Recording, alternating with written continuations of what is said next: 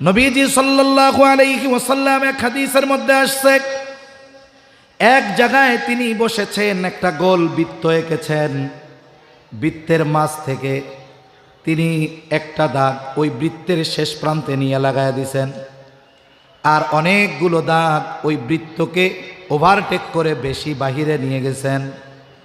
নবীজি সাল্লাল্লাহু আলাইহি ওয়াসাল্লাম এই রেখাটা দ্বারা, এই আকার দ্বারা বোঝাতে চেয়েছেন আমাদের হায়াতটা হলো ওই দাগ পর্যন্ত সীমাবদ্ধ, কিন্তু দাগের বাইরে অনেকগুলো দাগ, ওগুলো হলো আমাদের আশার পরিধি।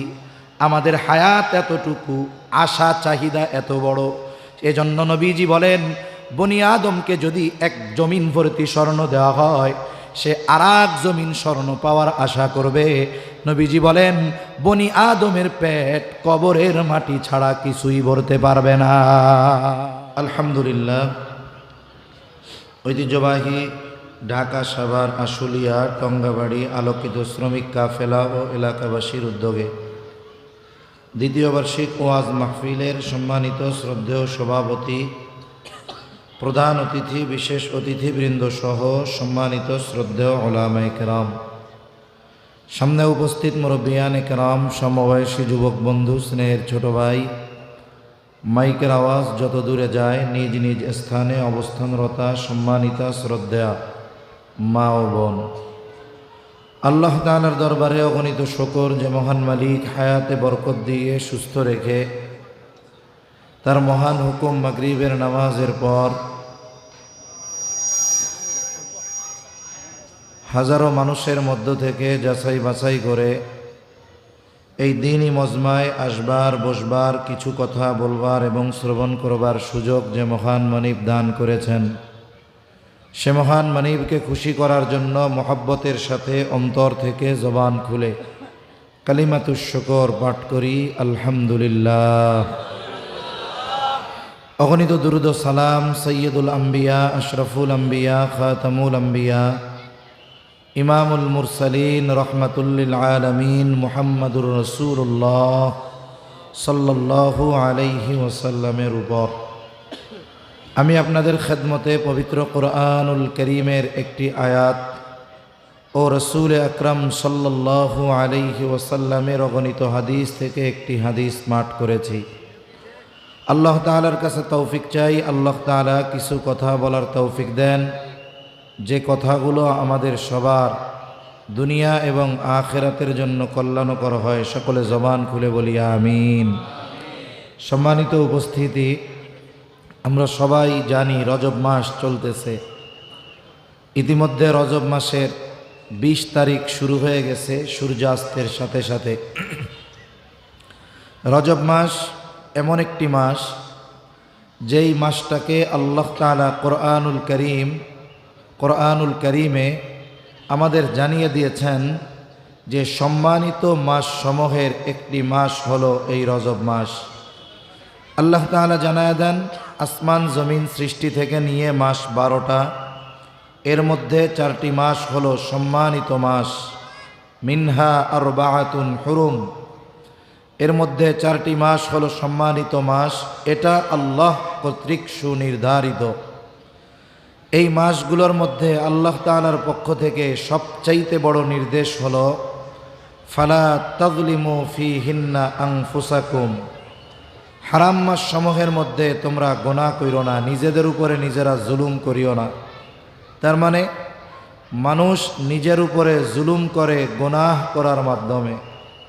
আমি যখন গুনাহ করব, আমি আমার উপরে জুলুম করব কেন? কারণ পাপ কাজ করার মাধ্যমে আমি আমার জন্য শাস্তিকে অবধারিত করে ফেলি। তাহলে গুনাহ করা মানে যে গুনাহ করে সে নিজের উপরেই নিজে জুলুম করে। আল্লাহ তাআলা সব সময় তো গুনাহ থেকে বাঁচতে বলেছেন, তবে এই মাস সমূহে গুনাহ থেকে বাঁচার ব্যাপারে অতিরিক্ত গুরুত্ব দিয়েছেন। কেন? কারণ মানুষের আমলের দাম সময় এবং স্থানের কারণে অনেক সময় বেড়ে যায়। যেমন আজকে আমরা মাগরিবের নামাজ পড়লাম এই পাশের মসজিদে। আমরা যদি এই মাগরিবের নামাজটা মসজিদুল আকসায় পড়তে পারতাম, তাহলে এই নামাজ 3 রাকাতই ছিল, কিন্তু সওয়াবটা আল্লাহ তাআলা জায়গার দামের কারণে 250 গুণ পর্যন্ত বাড়ায়া দিতেন। এই নামাজটাই যদি আমরা মসজিদে নববীতে পড়তে পারতাম, মাগরিবের নামাজ 3 রাকাতই, কিন্তু ওই জায়গার দামের কারণে আল্লাহ তাআলা সওয়াব কমপক্ষে 1000 গুণ বাড়ায়া দিতেন। এই মাগরিবের নামাজটাই যদি আমরা মসজিদে হারামে পড়তে পারতাম, তাহলে এই নামাজের প্রতিদান আল্লাহ তাআলা 1,00,000 গুণ বাড়ায়া দিতেন। সুবহানাল্লাহ। ইবাদতের পরিমাণ সমান, শুধুমাত্র স্থান পরিবর্তনের কারণে প্রতিদান কোথায় চলে গেছে।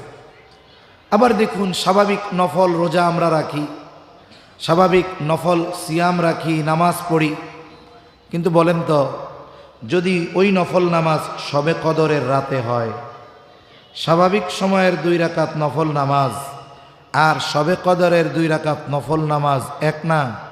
কারণ এই রাতের কত গুরুত্ব, কত তাৎপর্য, কত দাম।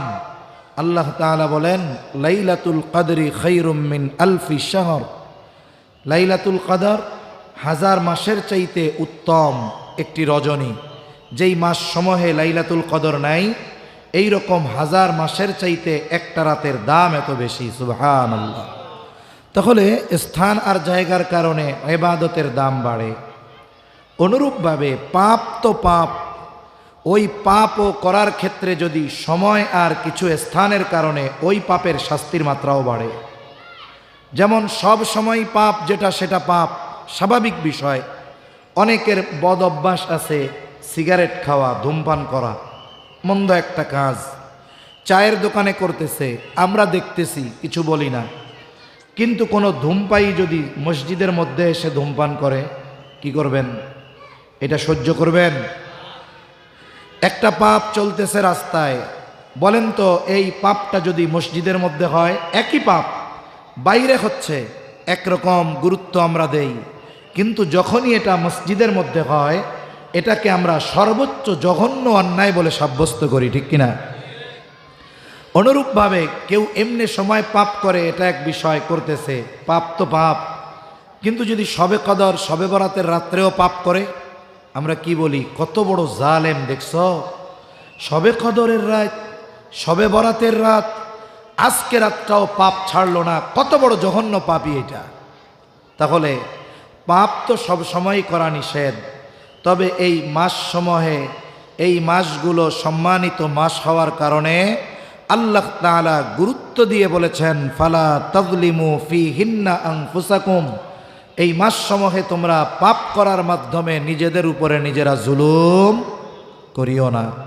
এজন্য এই মাস সমূহে যদি পাপ করে, অন্য সময়ের পাপের চাইতে এই সময়গুলোর পাপের ব্যাপারে আল্লাহ বেশি কঠোর হবেন, শাস্তি দিবেন।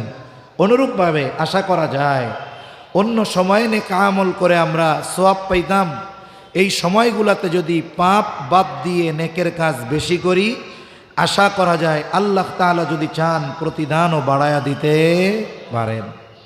এই রজব মাস চলতেছে, এখন থেকেই আমরা রমজানের প্রস্তুতি নিব ইনশাআল্লাহ, শারীরিকভাবে, মানসিকভাবে।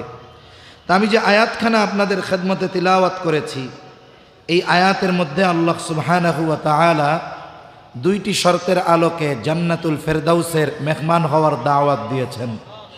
একটি হলো ঈমান, আর একটা হলো নেক আমল। একটি ঈমান, আর একটি হলো নেক আমল। ঈমান শিরিক মুক্ত পরিচ্ছন্ন এক ঈমান আমার হতে হবে, যেই ঈমানের মধ্যে কোনো দুর্বলতা থাকবে না, যেই ঈমান শিরিক মিশ্রিত হবে না, শিরিক মুক্ত ঈমান। 2 নম্বর নেক আমল। এই নেক আমলের বিষয়ে কথা বলতে গিয়ে আমি একটি হাদিস আপনাদের খেদমতে পাঠ করেছি। এই হাদিসটাই মূলত আজকে আমরা ইনশাআল্লাহ মুযাকারা করব, আল্লাহ তৌফিক দান করেন। অনেক সময় আমাদের ধারণা হলো এরকম যে সবচাইতে বড় আবেদকে, ইবাদত সবচাইতে বেশি কে করে, সবচেয়ে বড় আবেদকে? আমরা মনে করি যিনি অনেক নামাজ পড়েন, যিনি অনেক নফল রোজা রাখেন, যিনি অনেক নফল সালাত আদায় করেন, যিনি তাহাজ্জুদ পড়েন, আওয়াবিন পড়েন, ইশরাক পড়েন, কোনো নফল নামাজ, কোনো নফল রোজা আমল ছাড়েন না, উনি মনে হয় সবচাইতে বড় আবেদ। কিন্তু বিষয়টা এমন নয়। প্রকৃত আবেদ হওয়ার আগে গুনাহ ছাড়তে হয়। কারণ আমার ইবাদত ভালো থাকবে তখন, কাজে লাগবে তখন যখন গুনাহমুক্ত আমি হতে পারবো।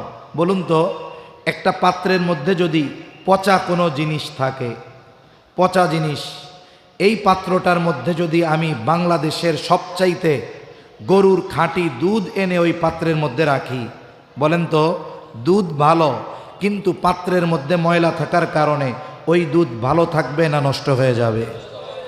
আমাদের নেক আমলগুলো কাজে লাগে তখন যদি আমরা গুনাহ ত্যাগ করতে পারি, এই নেক আমল আমাদের বেশি কাজে লাগে। এজন্য রাসূল আকরাম সাল্লাল্লাহু আলাইহি ওয়াসাল্লাম হযরত আবু হুরায়রা রাদিয়াল্লাহু তাআলা আনহুকে গুরুত্বপূর্ণ 5টি বিষয়ের নসিহত করেছেন। আমরা ওই নবীজির নসিহতগুলো নিয়েই আলোচনা করব, শুনব, সাথে সাথে এগুলো আমলে পরিণত করার চেষ্টা করব ইনশাআল্লাহ। আবু হুরায়রা রাদিয়াল্লাহু তাআলা আনহু বলেন, রাসূল আকরাম সাল্লাল্লাহু আলাইহি ওয়াসাল্লাম একদিন সবাইকে বলতেছেন, তোমাদের মধ্যে কে এমন আছো যে আমি তাকে কিছু শেখাবো, সে নিজে শিখবে, আমল করবে, আবার যারা আমল করতে চায় তাদেরকে শেখাবে। আবু হুরায়রা রাদিয়াল্লাহু তাআলা আনহু তো নবীজির কাছে বেশি থাকতেন, উনি নবীজির কাছে থাকছেন কম, কিন্তু ঈমান আনার পর থেকে পুরা সময়টাই নবীজির ওফাত পর্যন্ত উনি নবীজির কাছে থাকছেন, যার কারণে উনি সবচাইতে বেশি, সবচাইতে অধিক হাদিস বর্ণনাকারী। আবু হুরায়রা রাদিয়াল্লাহু তাআলা আনহু, এমন কোনো হাদিস নাই যেইখানে আবু হুরায়রা রাদিয়াল্লাহু তাআলা আনহুর হাদিস নাই, এমন কোনো হাদিসের কিতাব নাই। আবু হুরায়রা রাদিয়াল্লাহু তাআলা আনহু বলেন, আনা ইয়া রাসূলুল্লাহ, হে আল্লাহর রাসূল আমি আছি, নিজে আমল করব, যদি কেউ আমল করতে চায় আমি তাকে শিখাইয়া দিব। এবার নবীজি সাল্লাল্লাহু আলাইহি ওয়াসাল্লাম আবু হুরায়রা রাদিয়াল্লাহু তাআলা আনহুর হাতটা এরকম চাইপা ধরলেন। অনেক সময় একজন একজনের সাথে পথ চলতেছে, বন্ধুর সাথে বন্ধু, গুরুত্বপূর্ণ কিছু কথা বলার জন্য, গুরুত্বপূর্ণ কিছু কথা বলার প্রস্তুতি স্বরূপ তার মনোযোগ ভালোভাবে আকর্ষণ করার জন্য অনেক সময় কি করে, ডাক দেওয়ার পরেও হাতটা ধরে, এই মেয়ে এদিকে আসো। এটা পরিচিত লোকের সাথেই করা যায়। যেহেতু আবু হুরায়রা নবীজি সাল্লাল্লাহু আলাইহি ওয়াসাল্লামের কাছে সব সময় থাকেন, এইবার নবীজি সাল্লাল্লাহু আলাইহি ওয়াসাল্লাম আবু হুরায়রা রাদিয়াল্লাহু তাআলা আনহুর হাত চাইপা ধরলেন। গুনে গুনে 5টি নসিহত তিনি করলেন। কয়টা নসিহত? জোরে বলেন না কয়টা? জীবন পরিবর্তন হওয়ার মতো 5টা নসিহত। আবু হুরায়রা রাদিয়াল্লাহু তাআলা আনহু বলেন, নবীজি সাল্লাল্লাহু আলাইহি ওয়াসাল্লাম ওনাকে বলতেছেন, ইয়া আবা হুরায়রা ইত্তাকিল মাহারিমা তাকুন আ'বাদান নাস। 1 নম্বর উপদেশ, 1 নম্বর নসিহত, হে আবু হুরায়রা, তুমি হারাম কাজ থেকে বেঁচে থাকো, এর মানে গুনার থেকে বেঁচে থাকো। আল্লাহ তাআলা যেই বিষয়গুলো নিষেধ করেছেন সেই বিষয়গুলো থেকে বাঁচো, গুনাহ থেকে বাঁচো। তাকুন আ'বাদান নাস, তুমি মানুষের মধ্যে সবচাইতে বড় আবেদ হয়ে যাইবা। আমরা মনে করি আবেদ হওয়ার জন্য ইবাদত বেশি বেশি করতে হবে, কিন্তু প্রকৃতপক্ষে প্রকৃত আবেদ হওয়ার জন্য গুনাহ ছাড়তে হবে। কারণ কোনো ব্যক্তি যখন গুনাহ ত্যাগ করে নিজেকে পরিষ্কার পরিচ্ছন্ন করে ফেলে, পবিত্র করে ফেলে, সে যেই ইবাদত করে, যতটুকু করে অতটুকুই ঠিক থাকে। আর যদি মানুষ গুনাহও জারি রাখে, নেকের কাজও করে, তাহলে দেখা যায় ওই আমল, অনেক আমল গুনাহর কারণে নষ্ট হয়ে যায়। এজন্য নবীজি সাল্লাল্লাহু আলাইহি ওয়াসাল্লাম আবু হুরায়রা রাদিয়াল্লাহু তাআলা আনহুকে 1 নম্বরে উপদেশ দিলেন, ও আবু হুরায়রা, তুমি নিষিদ্ধ বিষয় থেকে বাঁচো, পাপ থেকে বাঁচো, তাইলে মানুষের মধ্যে সবচাইতে বড় আবেদ হয়ে যাইবা। আল্লাহ তাআলার কাছ থেকে নাজাত পাওয়ার জন্য অনেক ইবাদতের প্রয়োজন হয় না, তবে খাঁটি ইবাদতের দরকার হয়। যেমন এক হাদিসের মধ্যে নবীজি সাল্লাল্লাহু আলাইহি ওয়াসাল্লাম বলেন, আখলিস দীনাকা ইয়াকফিকাল আমালুল কলিল। তোমার ঈমান খাঁটি করো, দিন খাঁটি করো, অল্প আমল নাজাতের জন্য যথেষ্ট হয়ে যাবে। তার মানে নাজাতের জন্য অনেক আমল দরকার নাই, তবে আমলটা যেন খাঁটি হয় এইভাবে আমলটা করা দরকার। সাহাবায়ে কেরামের বিষয়টা তো এমনও আছে যে অনেক ইবাদত করেন নাই, কিন্তু নবীজির কাছ থেকে জান্নাতের সুসংবাদ পেয়েছে। আব্দুল্লাহ ইবনে আমর ইবনুল আস রাদিয়াল্লাহু তাআলা আনহু থেকে বর্ণিত, মুসনাদে আহমদের মধ্যে একাধিক বর্ণনা আসছে এক সাহাবীর ব্যাপারে। তিনি বলেন, একদিন আমরা ফজরের নামাজের জন্য জামাতের জন্য অপেক্ষায় আছি। নবীজি সাল্লাল্লাহু আলাইহি ওয়াসাল্লামও আমাদের মাঝে আছেন। হঠাৎ করে নবীজি বললেন, এখন যেই ব্যক্তি প্রবেশ করবে সে জান্নাতি। সবার নজর দরজার দিকে। কোন সে সৌভাগ্যবান ব্যক্তি যার ব্যাপারে নবীজি এমনটা ঘোষণা দিলেন? দেখা গেল একজন ব্যক্তি নবীজির ঘোষণার পর মসজিদের দরজা দিয়ে ঢুকতেছে। তার চেহারা দিয়ে এখনো অজুর পানি, দাড়িটা এখনো ভেজা। এভাবে দ্বিতীয় দিন আবার ফজরের নামাজের পূর্বে নবীজি বলেন, এখন যেই ব্যক্তি দরজা দিয়ে ঢুকবে সে জান্নাতি। আবার সবার নজর দরজার দিকে। কোন সে ব্যক্তি? নবীজির এই সুসংবাদ কার ব্যাপারে দেওয়া হলো? তাকায় দেখে গতদিন যেই ব্যক্তি প্রবেশ করেছে আজকেও সে। গতদিন যেমন অজুর পানি তার দাড়ির মধ্যে ছিল, আজকেও দেখা যাচ্ছে। দ্বিতীয় দিন অতিবাহিত হয়ে গেল। তৃতীয় দিন আবার ফজরের নামাজের পূর্বে নবীজি বলেন, এখন যেই ব্যক্তি দরজা দিয়ে ঢুকবে সে জান্নাতি। সবার নজর দরজার দিকে। কে সে সৌভাগ্যবান ব্যক্তি?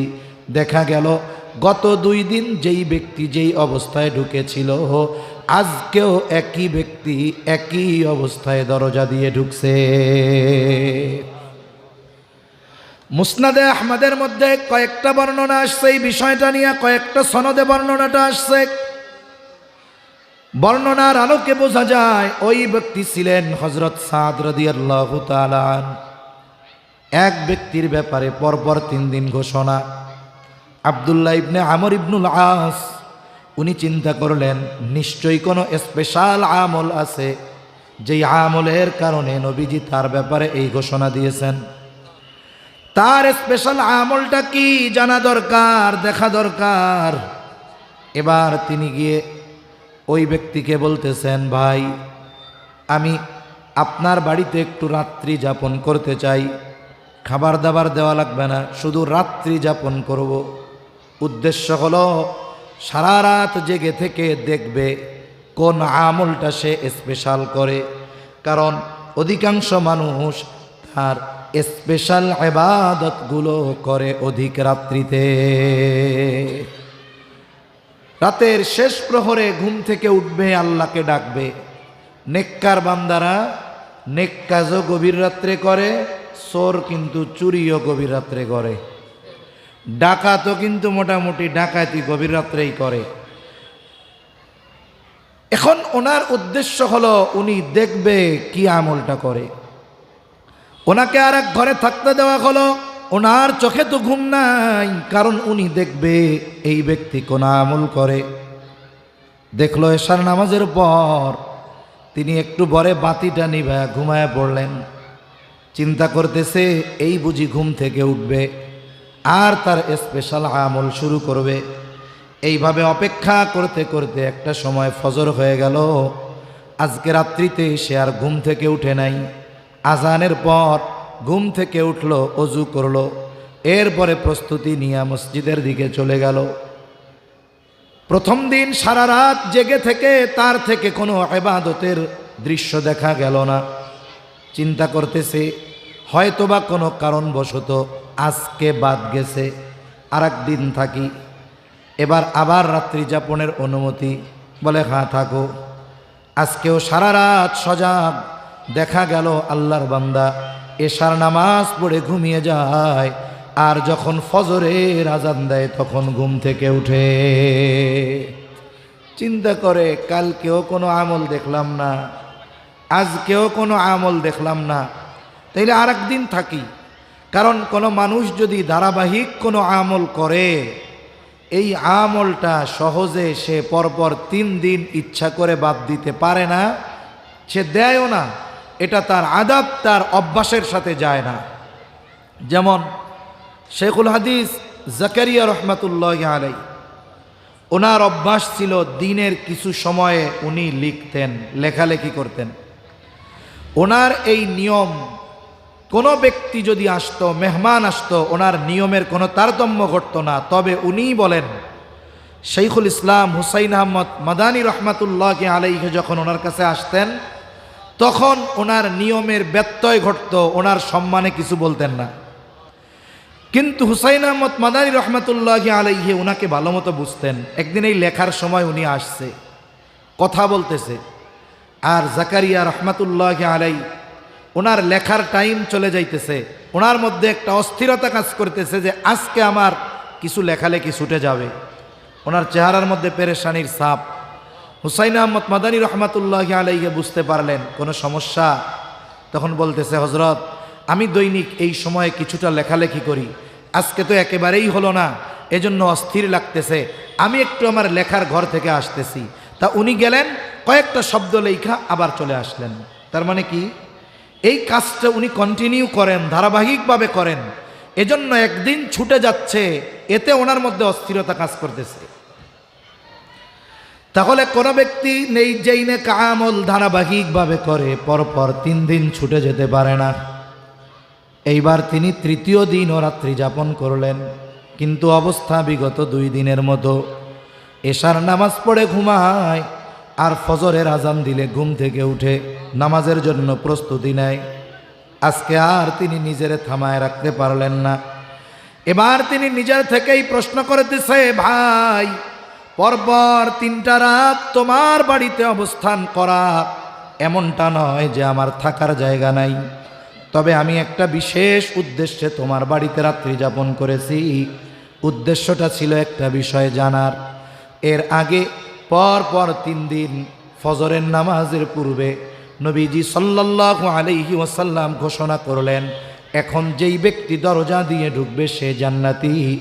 আমরা সবাই দরজার দিকে তাকিয়ে দেখলাম, নবীজির এই ঘোষণার পর পরপর 3 দিন যেই ব্যক্তি দরজা দিয়ে প্রবেশ করেছে সেই ব্যক্তি হলে তুমি। আমি আশা করেছিলাম হয়তো তোমার কোনো স্পেশাল আমল আছে, যার কারণে তোমার ব্যাপারে নবীজি এইরকম ঘোষণা দিয়েছে, কিন্তু 3 রাত জায়গা থেকে কোনো আমল তো দেখলাম না। খালি দেখলাম এশা পড়া ঘুমাও আর ফজরের জন্য ওঠো। এইবার উনি বলতেছে, আলহামদুলিল্লাহ, নবীজি যদি আমার ব্যাপারে বলে থাকেন তাহলে এটা আমার জন্য বড় পাওয়া, আলহামদুলিল্লাহ। তবে তুমি যেই আশায় রাত্রি যাপন করেছ, আমি এমন কিছু নাই, এমন কোনো আমল আমার নাই। হ্যাঁ, তবে একটা জিনিস আমি করি, যখন রাতের বেলা আমি ঘুমাতে যাই, আমাকে যারা কষ্ট দিয়েছে তাদেরকে আমি মাফ করে আমার দিলটাকে পরিষ্কার করে ঘুমাতে যাই। কারো প্রতি কোনো বিদ্বেষ রাখি না, কারো প্রতি কোনো হিংসা রাখি না। কেউ যদি আমারে টুকটাক কষ্ট দিয়ে থাকে, আমি তারে মাফ কইরা একেবারে পরিষ্কার একটা অন্তর নিয়ে বিছানায় ঘুমাইতে যাই। এইবার আব্দুল্লাহ ইবনে আমর ইবনুল আস রাদিয়াল্লাহু তাআলা আনহু বলেন, হ্যাঁ, তাহলে এই আমলের কারণেই হয়তো তোমার ব্যাপারে নবীজি এমন ঘোষণা দিয়েছে। তাহলে আমার এই কথাগুলো বলার একটা উদ্দেশ্য আছে, উদ্দেশ্য তো আছেই। উদ্দেশ্য কি? এই যে আপনারা টঙ্গাবাড়ি আলোকিত শ্রমিক কাফেলা ও এলাকাবাসী, এখানে আমার অধিকাংশ ভাই যারা আছেন তারা শ্রমজীবী মানুষ, কষ্ট করতে হয়। আবার এমনভাবে কষ্ট করতে হয় তা না যে এসির মধ্যে চেয়ারে বৈশা 8 ঘন্টা 12 ঘন্টা ডিউটি করে, এমনটা নয়। বসার সুযোগও হয়তো 8 ঘন্টার মধ্যে থাকে না, দাঁড়িয়ে ডিউটি করতে হয়। কত কঠিন এবং কঠোর পরিশ্রম এই আমার শ্রমিক ভাইয়েরা করে। দেখুন, অনেকে মনে করে আল্লাহর ওলি হওয়ার জন্য একেবারে দিনভর তসবিহ হাতে রাখতে হবে, দিনভর নামাজে থাকতে হবে, জিকির আজগার করতে হবে না। আমি আপনি যদি আপনার দিলটারে পরিষ্কার করতে পারি, যতটুকু ইবাদত করতে হবে এতটুকু যদি করি, যদি দিলটা পরিষ্কার থাকে, তাহলে নবীজির ওই ঘোষণা গোনাহ থেকে যদি বাঁচতে পারি, আমার ইবাদত কম কিন্তু গোনাহ ছাড়ার কারণে আবেদদের তালিকায় নাম অন্তর্ভুক্ত হয়ে যাবে ইনশাআল্লাহ। এজন্য অনেকে আমরা ভাবি যে হুজুর আমরা তো ইবাদত করতে পারি না, করার দরকার নাই, আপনি ছাড়েন, করা তো কষ্ট, সময় লাগে, আপনার সময় কম, পরিশ্রম, আপনি গোনাহ ছাড়েন। আপনি কাজ করতেছেন, অনেক ভাই আছে মনে করে যে কাজটা যেন একটু রিল্যাক্সেবল হয়, আরাম হয়, কানের মধ্যে গান, কাজ করে কি করে না। আপনি যে গোনাহ করতেছেন সাথে কাজটা করতেছেন, এতে কি হইল? আপনি ওই গান শোনা অবস্থায় গুনার অবস্থায় আছেন। আল্লাহ না করুক ওই সময় তো আপনার কাছে রহমতের ফিরিস্তা নাই। ওই সময় যদি গান শ্রবণরত অবস্থায়, গোনার জিনিস দেখা অবস্থায়, গোনার কাজ করা অবস্থায় যদি মালাকুল মাউত চলে আসে, তাহলে অবস্থাটা কি হবে? এজন্য দেখুন, গোনার থেকে বাঁচব, আপনি যেই কাজটা করতেছেন বলে ওটাও আপনার ইবাদত হয়ে যাবে। হুজুর কেমনে? আমি মেশিন অপারেটিং করি, এটা আবার ইবাদত কেমনে হবে? কারণ নবীজি সাল্লাল্লাহু আলাইহি ওয়াসাল্লাম বলেন, কাসবুল হালালি ফরিদাতুম বাদাল ফরিদা, ফরজ ইবাদতের পরে হালাল উপার্জন করা এটাও ফরজ ইবাদত। হালাল উপার্জন করা এটা ইবাদত। কারণ আমাদেরকে হালাল উপার্জন, হালাল খাবার খাওয়ার নির্দেশ, হালাল উপার্জনের নির্দেশ আল্লাহ দিয়েছেন, আল্লাহর রসুল দিয়েছেন।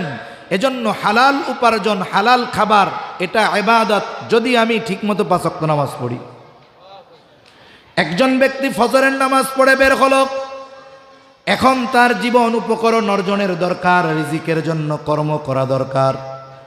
সে যে কোনো কাজ করতে পারে, রিক্সা চালাতে পারে, গার্মেন্টসে চাকরি করতে পারে, অন্য যে কোনো কাজ করতে পারে। যদি তার ওই কাজটা যদি হালাল হয়, হারাম না হয়, আর যদি সে নিয়ত করে ও রব আমি এই হালাল কাজটা করতেছি হালাল খাওয়ার জন্য, হালাল উপার্জনের জন্য, যতক্ষণ সে এই ইবাদত কাজটা করবে ততক্ষণ তার আমল নামায় কবুল নফল ইবাদতের সওয়াব যোগ হতে থাকবে। আপনি মেশিন চালাচ্ছেন, ফজর পরে বের হইছেন, জরুরত সেরে আপনি অফিসে গেছেন, কোনো ফাঁকি টাকি নাই, নিয়ত কি? হালাল উপার্জনের নিয়তে আমি হালাল কাজ করতেছি। মুখে জিকিরও নাই আপনার, আপনি জিকির করতেছেন না, কোনো অসুবিধা নাই। জিকির যদি করা হয়, জবান যদি জিকিরে শিখতে হয়, সওয়াব তো আরও বেশি।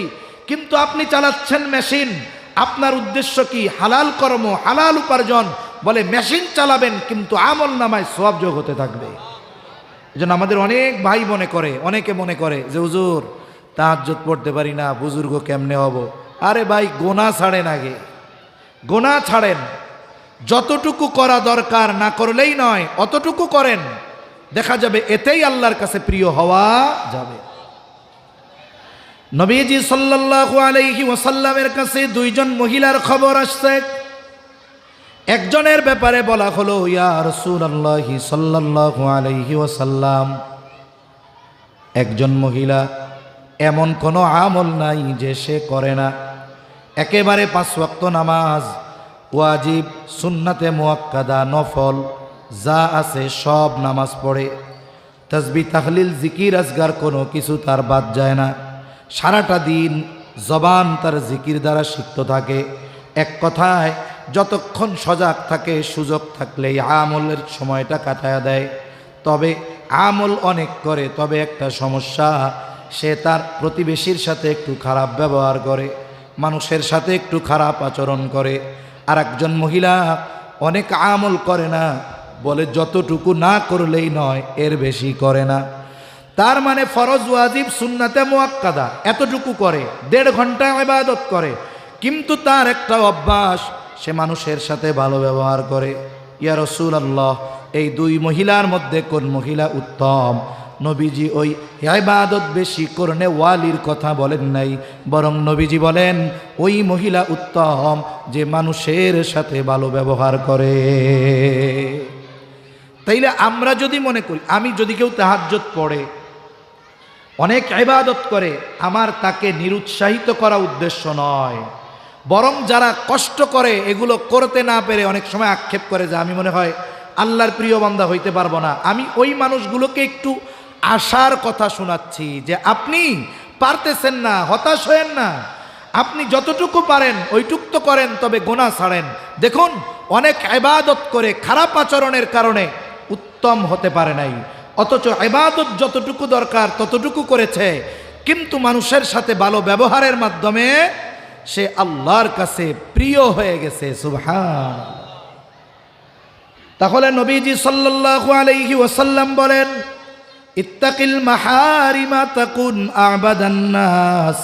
হে আবু হুরায়রা, তুমি গুনাহ ছেড়ে দাও, তাহলে তুমি মানুষের মধ্যে সবচাইতে বড় আবেদ হয়ে যাইবা। তাহলে বলেন, বড় আবেদ হওয়ার জন্য সবচাইতে জরুরি হলো গুনাহ ত্যাগ করা, গুনাহ ছেড়ে দেওয়া। সব ধরনের গুনাহ ছাড়ব তো ইনশাআল্লাহ। জবানের গুনাহ, চোখের গুনাহ, কানের গুনাহ, সব ধরনের গুনাহ থেকে বাঁচার চেষ্টা করব।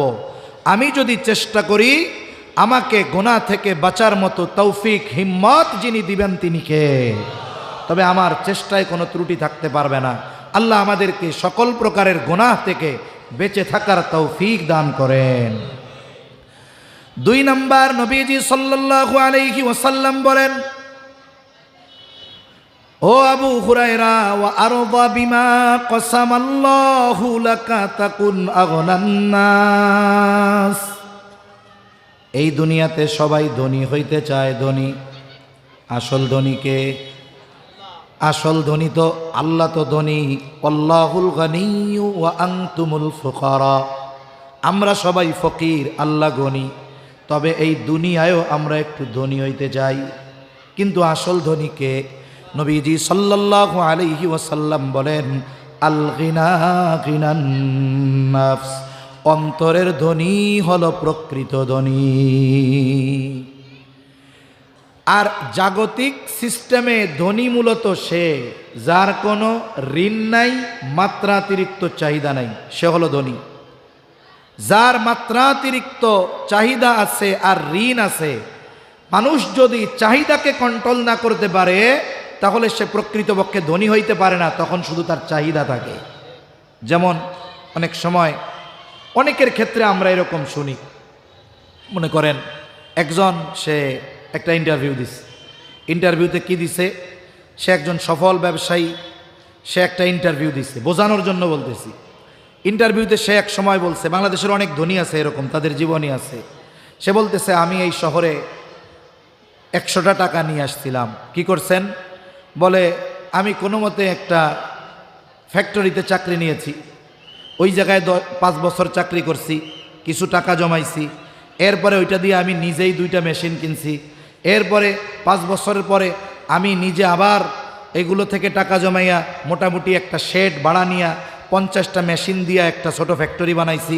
এরপরে আস্তে আস্তে কি হলো, বলে দেশের বিভিন্ন ব্যাংক আমার সফলতা দেখা আমারে খালি কয় যে লোন নেন, লোন নেন। এখন আমি লোন নিলাম, এখন আমার অধীনে 1000, 2000, 3000 মানুষ এখন আমার অধীনে চাকরি করে, অথচ আমি ঢাকা নিয়ে আসছিলাম 100 টাকা। কয় টাকা? 100 টাকা।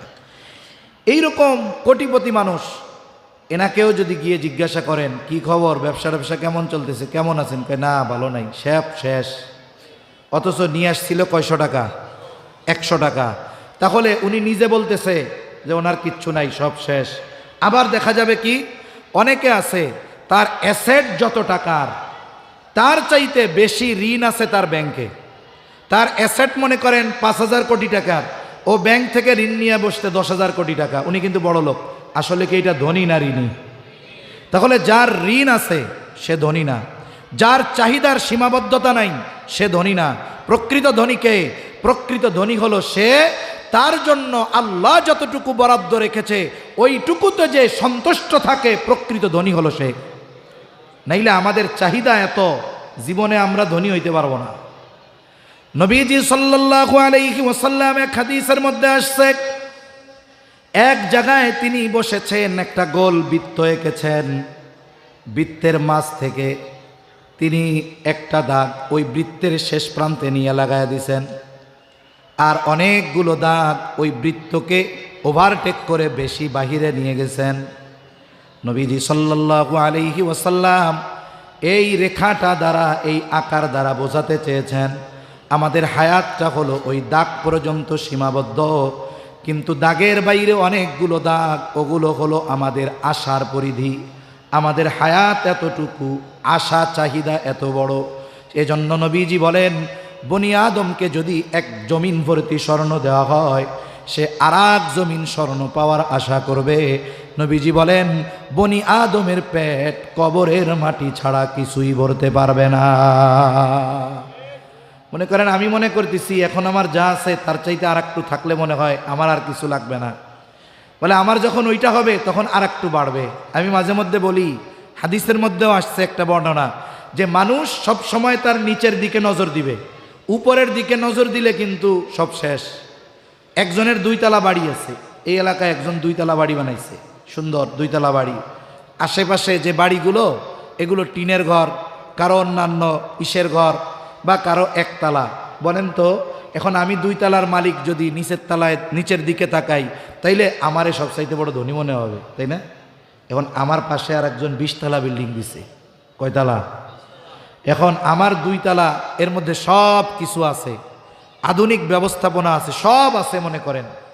এখন পাশে যখন 20 তলা হবে, আমি যখন 20 তলার দিকে তাকামো, মাথার থেকে টুপিটা পড়ে যাইব, আর এই 20 তলার দিকে তাকায় মনে হবে আরে এরকম একটা বিল্ডিং যদি আমার হইতো। এখন আর 2 তলার মধ্যে শান্তি নাই। এজন্য আমার চাহিদা যখন বাড়ে, আমাদের কি করা উচিত? আমাদের উচিত হলো তখন একটু ঢাকা শহরে মাঝে মধ্যে যাওয়া। আমি তো চিন্তা করতেছি 2 তলা বাড়ি, 1 তলা বাড়ি আমার ভাল লাগতেছে না, আমার আরো দরকার।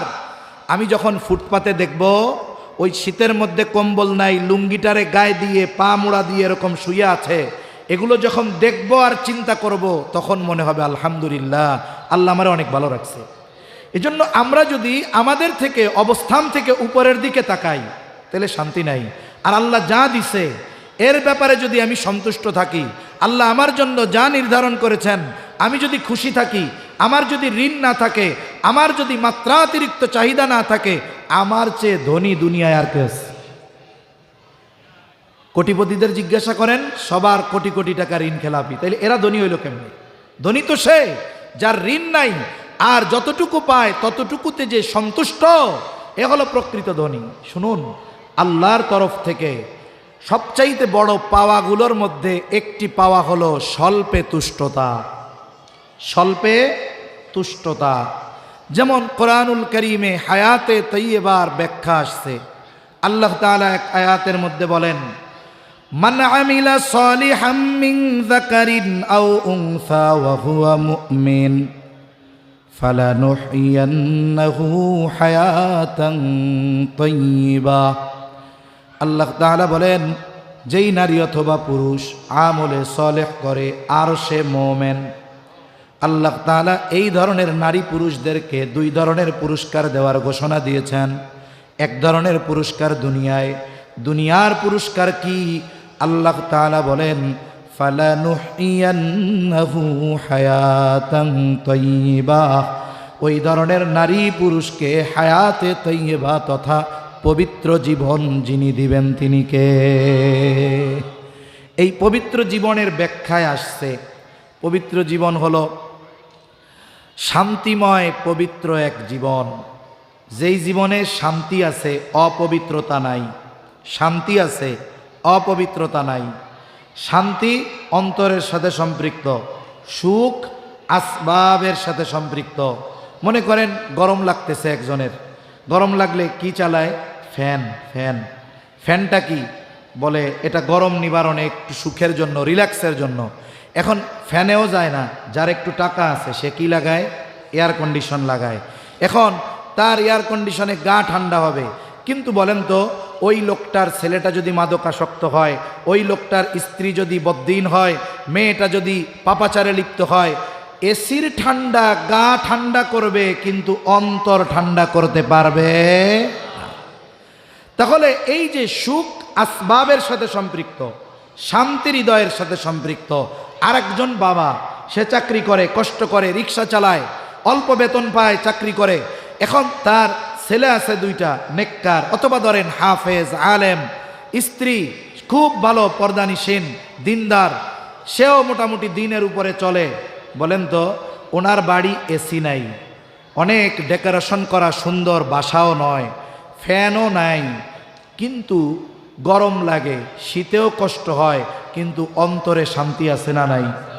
তার জীবনটাও পবিত্র, আল্লাহ তাআলা তাকে শান্তিও দিয়েছে। আর একজনের জীবন অপবিত্র, সুখের আসবাব আছে কিন্তু অন্তরে শান্তি নাই। হায়াতে তাইয়্যিবার ব্যাপারে বলা হয় যে পবিত্র শান্তিময় জীবন আল্লাহ দুনিয়ায় দিবে। এরপরে কি দিবে? স্বল্পে তুষ্টতা আল্লাহ দান করবে। স্বল্পে তুষ্টতা তার মানে আমি যতটুক পেয়েছি, এতটুকু পাওয়ার পরে আমি আল্লাহর শুকরিয়া আদায় করতেছি, আলহামদুলিল্লাহ। আর স্বল্পে তুষ্ট ব্যক্তি যে, সে সব কিছু সর্বপ্রথম চায় যার কাছে, তিনি কে? তার প্রয়োজন যতটুক আল্লাহর কাছে চায়। হায়াতে তাইয়্যিবার আরেকটা ব্যাখ্যা বলে, আল্লাহ তাআলা ওই ব্যক্তিকে দুনিয়ায় চলার জন্য যা দরকার আল্লাহ তাআলা তাকে তাই দান করবে, সুবহানাল্লাহ। তার মানে অমুখাপেক্ষী জীবন আল্লাহ তাআলা তাকে দিবে। তার জীবনে যা প্রয়োজন আল্লাহ প্রয়োজন মেটানোর ব্যবস্থা করবে।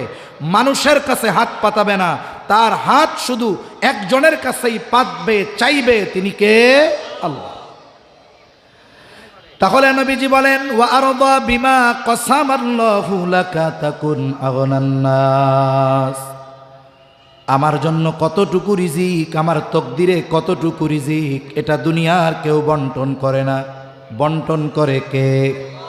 তাহলে আল্লাহ তাআলা আমার জন্য যতটুকু নির্ধারণ করেছেন, ওইটুকু পাওয়ার পরে যদি আমি সন্তুষ্ট থাকতে পারি আল্লাহর সিদ্ধান্তের উপর, নবীজি বলেন তাকুন আগনান নাস, তুমি মানুষের মধ্যে সবচাইতে বড় ধনী হয়ে যাইবা। আর প্রকৃত ধনী সে আল গিনা গিনান নাফস, অন্তরের ধনী যে, সে হলো প্রকৃত ধনী। আর ওই ব্যক্তি সে যে আসলেও ধনী, এটা সে মোটামুটি উপলব্ধি করতে পারে। ঋণের পেরেশানি নাই, 3-4টা ঘুমের বড়ি খাইয়া ঘুমানো লাগে না, ঘুমানোর জন্য এসি লাগানো লাগে না, সে পরিশ্রম করে, কষ্ট করে, এসিও লাগে না, বালিশের সাথে মাথা দেয়, ডাইন কাত থেকে সোজা হওয়ার আগে ধুমসে ঘুম আছে না নাই? ভাই, যার ঘুম নাই তার কি অশান্তি, তারে জিজ্ঞাসা করেন। 3 নাম্বার, নবীজি সাল্লাল্লাহু আলাইহি ওয়াসাল্লাম বলেন, ওয়া আহসিন ইলা জারিকা তাকুম মুমিনা, তুমি তোমার প্রতিবেশীর সাথে ভালো আচরণ করবা, তাহলে তুমি প্রকৃত মুমিন হতে পারবা। তার মানে আমি আপনি যদি প্রকৃত মুমিন হতে চাই, যেই গুণগুলো অর্জন করা দরকার, এর মধ্যে একটি হলো প্রতিবেশীর সাথে ভালো আচরণ। প্রতিবেশী, আমি যেখানেই অবস্থান করি, আমার পাশে যে আছে এক হিসাবে সে আমার প্রতিবেশী। আমার পাশে যিনি, সে আমার প্রতিবেশী। আমি অফিসে আছি, আমার পাশে যেই সহকর্মী, ওই সময় সে আমার প্রতিবেশী। আমার বাসা যেইখানে, আমার বাসার পাশে যিনি আছেন আর এক বাসা, সে আমার প্রতিবেশী। গ্রামে আমার বাড়ি, আমার বাড়ির সাথে যার বাড়ি, তিনি আমার প্রতিবেশী। এখন কত দূর পর্যন্ত প্রতিবেশী, এই ব্যাপারে কয়েকটা মত আছে আর কি। যাই হোক, ওইদিকে যাব না, লম্বা কথা হয়ে যাবে। মূল কথা, আমার পাশে যিনি আছেন প্রতিবেশী। কিন্তু আফসোস, আমাদের দেশে প্রতিবেশীর সাথে সুসম্পর্কের চাইতে প্রতিবেশীর সাথে খারাপ সম্পর্ক থাকে বেশি। আর এই অবস্থাটা গ্রামে হয় সবচেয়ে বেশি। শহরে তো মনে করেন কর্মব্যস্ত মানুষ, দিনের বড় একটা সময় তার কর্মস্থলে কাটে, বাসায় হয়তো আসবে, গোসল টোসল করবে, এরপরে খানা দানা খাবে, হয়তো কাজ থাকলে কাজ করবে, ঘুমায়া যাবে। এইখানে প্রতিবেশীর সাথে দেখা করারও সুযোগ হয় না। কিন্তু গ্রামে এটা বেশি। সব জায়গায় দেখি একজন দাবি করে যে তোমার বাড়ির মধ্যে আমার 5 হাত, আর একজন কয় তোমার বাড়ির মধ্যে আমার 10 হাত। এইবার দুই প্রতিবেশী একজন একজনের সাথে মুখ দেখায় না। সেই প্রতিবেশী গ্রামের হোক, শহরের হোক, কর্মস্থলের হোক, সর্বহালতে এই প্রতিবেশীর সাথে আমি ভালো আচরণ করব। শুধু তাই না, বুজুর্গানে দিন বলেন, সফরে চলতেছি, সফরে, এখন আমার পাশের সিটে আর একজন বসছে, আরে কেমন যেন ওই সফর চলাকালীন সময় সেও আমার প্রতিবেশী, আমি এমন কোনো কাজ করব না যাতে আমার পাশে বসে থাকা লোকটার কষ্ট হয়।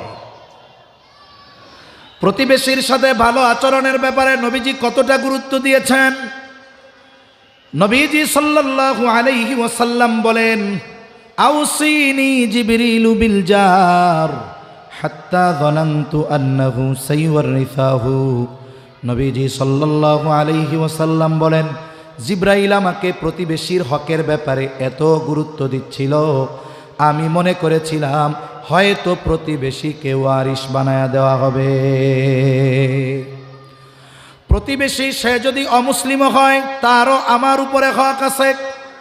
মানুষ হিসাবে মানুষের সাথে মানুষের কিছু হক আছে। একজন মানুষ হতে পারে অমুসলিম, কিন্তু মানুষ হিসাবে তার কিছু হক আমার কাছে আছে। ওই মানুষটা যদি মুসলিম হয়, মুমিন হয়, তাহলে তার হক আমার কাছে আরও বেড়ে যায়। মানুষটা যদি প্রতিবেশী হয় তাহলে হক তো থাকেই, অমুসলিম হলেও হক। আবার যদি মুসলমান হয় তাহলে ওই প্রতিবেশীর হক আরও বেড়ে যায়। কারণ প্রতিবেশী হিসাবে এক হক, মুসলিম হিসাবে এক হক, সাধারণ মানুষ হিসাবে আর এক হক। নবীজি সাল্লাল্লাহু আলাইহি ওয়াসাল্লাম প্রতিবেশীর সাথে হৃদ্রতার সম্পর্ক রাখতে বলেছেন, উৎসাহ দিয়েছেন। নবীজি সাল্লাল্লাহু আলাইহি ওয়াসাল্লাম এক হাদিসের মধ্যে বলেন, তোমরা তোমাদের তরকারির মধ্যে ঝোল বাড়ায়া দিবা। ঝোল কেন? নবীজি বলেন, যাতে করে তোমরা তোমার প্রতিবেশীর খোঁজ খবর নিতে পারো। এক সময় মানুষের মধ্যে এটা ছিল, কারো বাড়িতে যদি একটু ভালো রান্না করতো তাহলে প্রতিবেশীর সাথে এটা শেয়ার করতো। এখন চিন্তা করে, ওই যে চুপি চুপি খাও, দরজা লাগাইয়া খাও, ঘেরানা যেন না বাইর হয়, থাই গ্লাসটা লাগাইয়া দাও। এই অবস্থা হয়েছে আমাদের। অথচ দেখুন, আমার প্রতিবেশী যদি কেউ অভাবী, অভুক্ত, দরিদ্র থাকে, আর আল্লাহ যদি আমারে মোটামুটি স্বাবলম্বী বানায়, সামর্থ্যবান বানায়, আমি অনেক ইবাদত করি, আমল করি, কিন্তু আমার প্রতিবেশী পাশে অভুক্ত, ক্ষুধার্ত, আমি জানি, আমি যদি এই প্রতিবেশীর দিকে একটু খোঁজ না নেই, খবর না নেই, তাহলে কিয়ামতে আমার খবর আছে। হাদিসের মধ্যে আসছে, নবীজি সাল্লাল্লাহু আলাইহি ওয়াসাল্লাম বলেন, কিয়ামতের দিন আল্লাহ তাআলা বলবে, ও বান্দা, আমি অভুক্ত ছিলাম, আমারে খাবার দাও নাই। আমি পিপাসিত ছিলাম, পানি পান করাও নাই। আমি বস্ত্রহীন ছিলাম, বস্ত্র দাও নাই। অসুস্থ ছিলাম, সেবা শুশ্রূষা করো নাই। বান্দা বলবে, আল্লাহ, আপনার তো এই সমস্ত কোনো কিছুর প্রয়োজন হয় না, এরপরেও যদি প্রয়োজন হইতো, সুযোগ থাকতো, দিতাম। এবার আল্লাহ তাআলা বলবে, বান্দা, তোমার প্রতিবেশী অভুক্ত ছিল, তুমি তারে খানা দাও নাই। প্রতিবেশী পিপাসিত ছিল, তারে পানি পান করাও নাই। শীতে কষ্ট করেছে, বস্ত্রহীন ছিল, তাকে বস্ত্র দাও নাই। অসুস্থ ছিল, খোঁজ খবর নাও নাই, সেবা শুশ্রূষা করো নাই। তুমি যদি তাদের সাথে এমনটা করতা, আমি আল্লাহ তাহলে এগুলো পেয়ে যাইতাম। তাহলে প্রতিবেশীর সুখে দুঃখে খোঁজ খবর রাখা কতটা জরুরি। আফসোসের বিষয়, আজকে আমাদের মধ্যে সেই হৃদ্রতা নাই, আমাদের মধ্যে সেই ভালোবাসা নাই। অথচ নবীজি সাল্লাল্লাহু আলাইহি ওয়াসাল্লাম বলেন, লাইসাল মুমিন আল্লাযী ইয়াশবাউ, ওই ব্যক্তি প্রকৃত মুমিন নয় যে নিজে পেট ভরে খায় আর পাশে তার প্রতিবেশী অভুক্ত কাটায়। ওই ব্যক্তি প্রকৃত মুমিন হতে পারে না। এজন্য দেখুন, প্রতিবেশীর সাথে ভালো আচরণ করো। নবীজি বলেন, তাকুম মুমিনা, তুমি প্রকৃত মুমিন হয়ে যাইবা। আমরা খোঁজ খবর নিব তো প্রতিবেশীর। এই যে রোজার মাস আসতেছে, রোজার মাস দেখবেন কত মানুষ আছে ইফতারের টেবিলে 10 প্রকারের আইটেম। যখন মানুষ দিনভর রোজা রাখে, রোজার সময় যখন শেষ, আজান দেয় ইফতারের সময়, সবচাইতে চাহিদা থাকে পানির দিকে, শরবতের দিকে, তাই না? তখন মানুষ কি করে, ডক ডক করে 4 গ্লাস মেরে দেয় শরবত।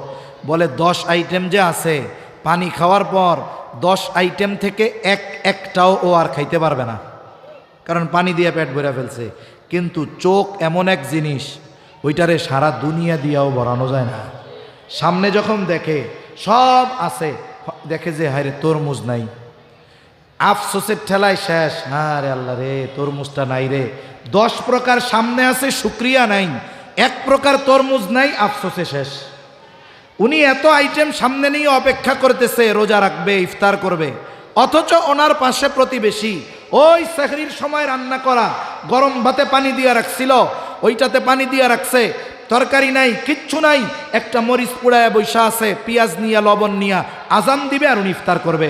আর এই জায়গায় ওনার 10 প্রকারের আইটেম, এতে ওনার চোখ ভরতেছে না। এই রকম রোজাদার ইফতার করনেওয়ালা মানুষ সমাজে আছে না নাই?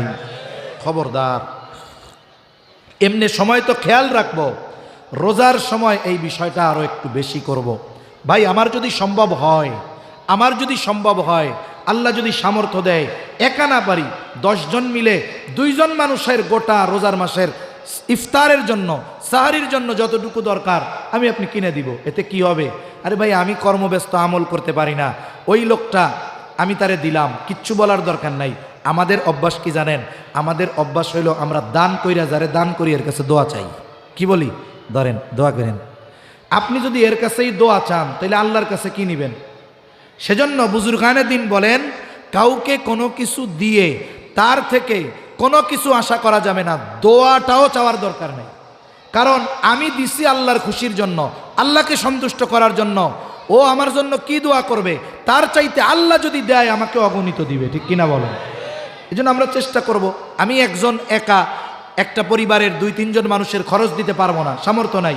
আমরা 10 জনে মিলে এক পরিবার, যে মনে করেন পরিশ্রমের কাজ করে, কিছু মানুষ আছে পায়ে চালাইয়া, রিক্সা চালাইয়া তার রোজা রাখতে হয়, খরচ করতে হয়। অনেকে আছে জমিনে কাজ করে, কোদাল দিয়া মাটি কাটতে হয়। এইরকম পরিশ্রমী অনেক মানুষ আছে যারা পরিশ্রম করে রোজা রাখে। আমি আপনি যদি তার পরিশ্রমটাকে একটু হালকা বানায় দিতে পারি, আর এই কারণে সে যদি ইবাদত করতে পারে, স্বাচ্ছন্দ্যের সাথে রোজা রাখতে পারে, তারাবি পড়তে পারে, তাহাজ্জুদ পড়তে পারে, বলেন তো আল্লাহর কাছ থেকে অগণিত প্রতিদান আশা করি পাবো কি পাবো না? পাবো ইনশাআল্লাহ। এজন্য খাস সাতান বিশেষ করে প্রতিবেশীর দিকে খেয়াল রাখবো। প্রতিবেশী যদি অমুসলিমও হয়, তার বিপদ আপদে তার পাশে দাঁড়াবো। আয়েশা সিদ্দিকা রাদিয়াল্লাহু তাআলা আনহা নবীজিকে বলেন, ইয়া রাসূলুল্লাহ সাল্লাল্লাহু আলাইহি ওয়াসাল্লাম, আমার 2 জন প্রতিবেশী, একজন মুসলিম আর একজন ইহুদি। ইয়া রাসূলুল্লাহ, প্রতিবেশী হিসাবে কে আমার কাছে বেশি হক পাও না? 2 জনের পরিচয়টাও পরিষ্কার করে দিয়েছে, একজন মুসলিম আর একজন ইহুদি। কিন্তু নবীজি এমনটা জবাব দেন নাই যে মুসলিম সে তোমার কাছে বেশি হক পাও না, বরং নবীজি বলেন, আয়েশা, যার দরজা তোমার দরজার বেশি কাছে, প্রতিবেশী হিসাবে সে তোমার কাছে বেশি হক পাও না। এজন্য আমরা আমাদের প্রতিবেশীর সাথে ভালো আচরণ করব। তো তাহলে কি হবে? নবীজি বলেন, তাকুম মুমিনা, তুমি প্রকৃত মুমিন হতে পারবা। 4 নম্বর, নবীজি সাল্লাল্লাহু আলাইহি ওয়াসাল্লাম বলেন, ওয়া আহিব্বা লিন্নাস মা তুহিব্বু লিনাফসিক, তুমি মানুষের জন্য ওইটাই পছন্দ করবা যেটা তুমি নিজের জন্য পছন্দ করো। অনেক সময় দেখা যায় আমরা অন্যের জন্য ওইটা পছন্দ করি যেটা নিজের জন্য পছন্দ করি না। বিশেষ করে দেখা যায় দান সাদকার সময় এই ধরনের বিষয়গুলোতে আমরা এই ধরনের কাজগুলো করি। যেমন কি করি, অনেক জায়গায় হয় জুমার দিন মসজিদের মধ্যে সব ছেঁড়া টাকাগুলো দেয় না? অনেক মসজিদে এমনও ঘোষণা দেয়, আগে যখন জুমা পড়াইতাম না শুনতাম একজন ইমাম কইতেছে, আল্লাহর হস্তে আপনারা দেন না দেন কোনো অসুবিধা নাই, তবে আল্লাহর হস্তে ছেঁড়া টাকা দিয়েন না। অনেক মানুষ আল্লাহর ব্যাপারে ওইটা পছন্দ করে যেটা নিজের জন্য করে না। এই যে মসজিদে টাকা দিচ্ছি, এই টাকা দিচ্ছি কার ঘরে? জোরে বলেন না, কার ঘরে? এই টাকা দোকানে নেয় না, ভিক্ষা দিতে গেছে হেতেও নেয় না, মসজিদের দান বাক্স সামনে আসছে, কাই তুমি পালাইবা কোন জায়গায়? সেরা টেহাও দিমু, সোয়াবও নিমু, এটা করা যাবে না। আমি যখন দান সাদকা করব, কাউরে কিছু দিব, আমি আমার এমনি কথা বলতেছি আর কি, অভ্যাস, চেষ্টা করি এটা। অনেক সময় আমি চেষ্টা করি মানিব্যাগের সবচাইতে পরিষ্কার টাকাটা আমি মসজিদে দেওয়ার জন্য। যখন কোথাও রিক্সায় যাই, প্রথমে চিন্তা আসে মানি ব্যাগের মধ্যে পচা টাকাটা আছে, না ওইটা দিব না। এরপরে খুঁজে শুনে যেটা মোটামুটি ভালো টাকা ওইটা ওরে দেই। তা চিন্তা করি যেহেতু নফস বলতেছে খারাপটা দিব না। ছোট ছোট বিষয় থেকে বড় বড় বিষয়গুলো অর্জন করা সহজ হয়। এখন দেখুন আমরা কোনটা করি, নিজের জন্য যেটা অপছন্দ করি অন্যের জন্য সেটা পছন্দ করি। বলেন, আমি নিজের জন্য উন্নতি অগ্রগতি চাই, কিন্তু আমার আর এক ভাইয়ের জন্য যদি উন্নতি অগ্রগতি হয় আমি হিংসায় মইরা শেষ হয়ে যাই। অথচ কি করা দরকার, আপনি যদি তার মতো চান তাইলে তার জন্য দোয়া করেন যে আল্লাহ আমার ভাইরে আপনি এটা দিছেন, তারে আরও বেশি বেশি দেন। আপনি যখন তার জন্য নেক দোয়া করলেন, হাদিসের মধ্যে আসছে আল্লাহ ফিরিস্তা নিযুক্ত করে রাখছে আপনার জন্য দোয়া করার। আমি দোয়া করলাম তার জন্য, আমার দোয়া তার ব্যাপারে কবুল হতেও পারে নাও পারে, কিন্তু ফিরিস্তা যদি আমার জন্য দোয়া করে আশা করা যায় এই দোয়া কবুল হবেই ইনশাআল্লাহ, ঠিক কিনা বলেন? তাইলে বলেন, আর একজনের ভালো দেখা যদি হিংসা করি, আর একজনের যদি অমঙ্গল কামনা করি, খারাপ চাই, এতে লস ওর চাইতে আমার আরও বেশি। এজন্য আমি সবার জন্য ওইটাই পছন্দ করব যেটা আমার জন্য আমি পছন্দ করি। আমি চাই না যে আমি অভাবে পড়ি, এটা আমি সবার জন্য পছন্দ করব যে আল্লাহ কেউ যেন অভাবে না পড়ে। এভাবে যদি করি তাহলে দেখবেন জীবন সুন্দর হবে। আর নবীজি বলেন তাকুম মুসলিমা, তুমি যেটা নিজের জন্য পছন্দ করো এটা যদি মানুষের জন্য পছন্দ করো তাইলে তুমি প্রকৃত মুসলমান হতে পারবা। সুবহানাল্লাহ। আমাদের দেশে এই যে রমজান মাস আসতেছে, কতজন জাকাত দিবে? জাকাত জাকাত দেয় না? জাকাত দেয়। আমাদের দেশে কাপড়ের দোকানগুলোতে জাকাতের কাপড় আর লুঙ্গি পাওয়া যায়। জাকাতের কাপড় আর লুঙ্গির ব্যাখ্যা কি? বলে বাজারের সবচাইতে নিকৃষ্ট কাপড়, ওর চাইতে নিম্নমানের কাপড় আর কিছু নাই, এটার নাম হলো জাকাতের কাপড় আর লুঙ্গি। জাকাত এটা গরিবের হক। জাকাত দিয়ে ক্রেডিট দেখানোর কোনো সুযোগ নাই, কারণ আমার অর্জিত সম্পদে যদি জাকাত ফরজ হয়, সব কিছু যদি ঠিক থাকে, তাহলে অভাবী দুস্থ গরিব যারা আছে জাকাত নেওয়ার উপযুক্ত, আমার এই সম্পদের মধ্যে শতকরা 2.5 টাকা তাদের হক সাব্যস্ত করেছেন কে? মনে রাখতে হবে, আমার মাল যেটা এটার মালিকও আমি না, আমার মালের মালিক কে? আল্লাহ আমার একটু দিছে এইটা, এর মধ্যে ওই 2.5% দরিদ্র মানুষের হক। এজন্য উচিত ছিল জাকাত তো গরিবের হাতে গিয়ে তুলে দিয়ে আসা, কিন্তু আমাদের অমুক সাহেব তমুক সাহেব জাকাত দিবেন। জাকাতে কি দেয়? একটা শাড়ি আর একটা লুঙ্গি। এমন শাড়ি লুঙ্গি একবার ধোয়ার পরে ওইটা তেনা না কাপড় নাকি কাগজ এটা বোঝা যায় না। এখন বলেন তো, যেই সাহেব জাকাত দিচ্ছেন ওই শাড়ি আর লুঙ্গি যদি সাহেবরে বলা হয়, সাহেব এই লুঙ্গি তো আমাদের দিলেন, আপনিও এটা পরেন, আপনার বউরেও এটা পরাইয়েন, দেখেন তখন কি অবস্থা হবে। তার মানে কি? এইটা উনি নিজের জন্যই অপছন্দ করে, অথচ উনি অন্যকে এগুলো দিচ্ছে। এ ধরনের কাজ কখনোই সমীচীন নয়। বরং কেউ যদি জাকাত দিতে চায় এমনভাবে দিবে, এক ব্যক্তিকে দরকার হয় দিক, সে যেন আগামী বছর জাকাত দেওয়ার মতো সম্পদ উপার্জন করতে পারে, জাকাত দেওয়ার উপযুক্ত হতে পারে। আমাদের দেশে যে জাকাত দেওয়া হয় এটা মূলত জাকাত দেওয়ার নামে এক ধরনের তামাশা করা হয়। তাহলে মূল কথা হলো, আমি নিজের জন্য যেটা পছন্দ করব মানুষের জন্য এটাই পছন্দ করব। আমি নিজের জন্য যেটা চাই মানুষের জন্য সেটা চাইব। যদি এই অভ্যাস গড়ে তুলতে পারি, নবীজি বলেন তাকুম মুসলিমা, তাহলে তুমি প্রকৃত মুসলমান হয়ে যাইবা।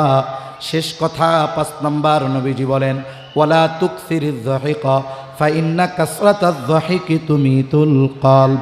আল্লাহর নবী বলেন বেশি হাসিও না, বেশি হাসিও না, কারণ অতিরিক্ত হাসি হৃদয়কে মৃত বানায়া দেয়। কারণ মৃত্যুর পর থেকে নিয়ে একের পর এক আমার আপনার সামনে কি আছে, এই বিষয়টা যদি আমরা অনুধাবন করতে পারতাম, আমাদের মুখে কোনোদিন হাসি দেখা যাইত না। হযরত ওসমান গনি রাদিয়াল্লাহু তাআলা আন, জান্নাতের সুসংবাদ প্রাপ্ত 10 জনের একজন, ওনার মতো ব্যক্তি। নবীজি 2টা কন্যা ওনার সাথে বিবাহ দিয়েছেন, উপাধি যিন্নুরাইন। যখন দ্বিতীয় স্ত্রী মারা যায়, নবীজি বলেন ও ওসমান, আমার তো আর কোনো কন্যা বিবাহ দেওয়ার মতো নাই, যদি আরও কন্যা থাকতো তাহলে আমি তার সাথে তোমার বিবাহ দিয়ে দিতাম। ওই ওসমান গনি রাদিয়াল্লাহু তাআলা আন জান্নাতের সুসংবাদ প্রাপ্ত 10 জনের একজন। উনি যখন কবরের পাশে দাঁড়াইতেন অশ্রু বেয়ে পড়তো, চোখ বেয়ে ডুকরে কান্না করে দিতেন। জিজ্ঞাসা করা হলো, ওসমান, জান্নাতের সুসংবাদ পাওয়ার পরেও আপনি কেন কান্না করেন? তিনি বলতেন, নবীজি জান্নাতের সুসংবাদ দিয়েছেন ঠিক আছে, কিন্তু কবরে আমার সাথে কি আচরণ করা হবে এটা তো আমি জানি না, এই জন্য ভয়ে চিন্তায় কান্না করে দেন। আর আল্লাহ তাআলাও বলেন, ফালইয়াযহাকু কলিলাও ওয়ালইয়াবকু কাসীরা, হাসো কম কাঁদো বেশি। আমরা যদি আমাদের কর্মের পরিণতি সম্পর্কে বেখবর না হইতাম, একটু যদি চিন্তা করতাম, তাহলে আমাদের মুখে হাসি আসতো না, আমাদের অট্টহাসি বের হইতো না। যদি হাসার প্রয়োজন হয় তাহলে সুন্নাত তরিকায় হাসবো, সিন্দাবাদের দৈত্যর মতো হাসবো না। আমরা ছোটবেলায় আলিফ লাইলা দেখতাম, ওই সময় তো মাসুম ছিলাম, গোনাজারি হয় না, এই জন্য কই সপ্তাহে একদিন আলিফ লাইলা দেখতে একবারে গ্রামের শেষ প্রান্তে দেখা যাইতো 3 গ্রাম মেলাই একটা টিভি, হ্যাঁ, আলিফ লাইলা দেখতে যাইতো। আলিফ লাইলায় দৈত্য হাসতো না হা হা হা কইরা। অনেকে দেখবেন আড্ডা মারতেছে, দাঁত 2 পাটি বাইর কইরা, জিব্বা বাইর কইরা অট্ট হাসি হাসে। খবরদার, এই কাহ কাহ এই হাসি আল্লাহ রসুল মানা করছেন। আল্লাহ রসুল হাসতেন তাবাসসুমান, মুচকি হাসি হাসতেন। যদি হাসির কিছু হয় এভাবে হাসবো, আওয়াজ করে অট্ট হাসি আমরা হাসব না। আর হাস্যাত্মক কর্মকাণ্ডের মধ্যে বেশি জড়িত থাকবো না। এই যে কৌতুক টৌতুক এই বিষয়গুলো মূলত সাময়িক বিনোদন আমরা পাই, কিন্তু এই বিষয়গুলো আমাদের হৃদয়কে মৃত বানায়া দেয়। আমরা এক জিন্দা দিল চাই, আমরা এক জিন্দা কলব চাই, যেই কলবের মধ্যে আল্লাহ আল্লাহ রসুলের মোহাব্বত থাকবে, জান্নাতের আশা থাকবে, জাহান্নামের ভয় থাকবে। এই রকম দিল এক যদি তৈরি করতে চাই, তাহলে মাত্রাতিরিক্ত হাস্যরস কৌতুক যদি করি, তাহলে ওই দিলে ওই বিষয়গুলো অর্জিত হবে না। তা সম্মানিত উপস্থিতি, এভাবে যদি জীবন সাজাই, আমল সুন্দর হবে, হতে পারবো জান্নাতুল ফেরদাউসের মেহমান। তাহলে মূল কথার দিকে এবার আসি। কথা শেষ। আমরা সবাই আবেদ হতে চাই তো? কারা কারা চাই? হাত উঁচা করি। নারায়ে তাকবীর, নারায়ে তাকবীর। তাহলে হাত নামাই। আবেদ যদি হইতে চাই কি ছাড়তে হবে? জোরে বলেন, আরো জোরে। কি ছাড়তে হবে? নেক কাজ কম হোক, যেগুলো জরুরি করতে হবে। স্বাভাবিক নেক কাজ কম হচ্ছে হোক, কিন্তু গোনা যেন না হয়। 2 নাম্বার, আমরা কি প্রকৃত ধনী হইতে চাই? জোরে বলেন, চাই। তাইলে কি করতে হবে? বলে আল্লাহ যা দিছে সন্তুষ্ট থাকতে হবে, স্বল্পে তুষ্ট থাকতে হবে, তাইলে প্রকৃত শান্তি পাবো। 3 নাম্বার, আমরা প্রকৃত মুমিন হতে চাই, তাহলে প্রতিবেশীর সাথে আমি ভালো আচরণ করব। কর্মক্ষেত্রে হোক, সফরে হোক, এরপরে গ্রামে হোক, যিনি আমার পাশে আছেন তিনি আমার সাময়িক সময়ের প্রতিবেশী, এমন কোনো কাজ করব না, এমন কোনো কথা বলবো না যাতে আমার প্রতিবেশীর কষ্ট হয়, সাথে সাথে তার হক নষ্ট করব। যদি সে দরিদ্র গরিব অসহায় হয়, বরং তার প্রতি আমার সহানুভূতিশীল আর ভালো আচরণের মাত্রা বাড়াতে হবে, তাহলে আমি প্রকৃত মুমিন হতে পারবো। আমরা সবাই প্রকৃত মুসলমান হতে চাই। আল্লাহ বলছেন মুসলমান না হয়ে মরো না। প্রকৃত মুসলমান কেমনে হবা? নবীজি বলেন, তুমি নিজের জন্য যেটা পছন্দ করো মানুষের জন্য সেটা পছন্দ করবা, ঠিক সাথে সাথে নিজের জন্য যেটা অপছন্দের ওটা মানুষের জন্য অপছন্দের হতে হবে, তাহলে কি হতে পারবো? প্রকৃত মুসলমান। আর আমরা যদি এক প্রাণবন্ত জীবন্ত কলব চাই, তাহলে হাসতে হবে কম, কাঁদতে হবে বেশি। এই আলোকে যদি জীবনকে সাজাই, এক সুন্দর হায়াত অতিবাহিত হবে। সাথে ইমান ঠিক, বলে ঠিকানা হলো জান্নাতুল ফেরদাউসের মেহমান, যেখানে আমরা মেহমান। মেজবানকে ওই মেহমানদারি আর মেজবান এটা 3 দিনের নয়, আল্লাহ অনন্তকালের মেজবান। আমরা হব জান্নাতুল ফেরদাউসের অনন্তকালের মেহমান।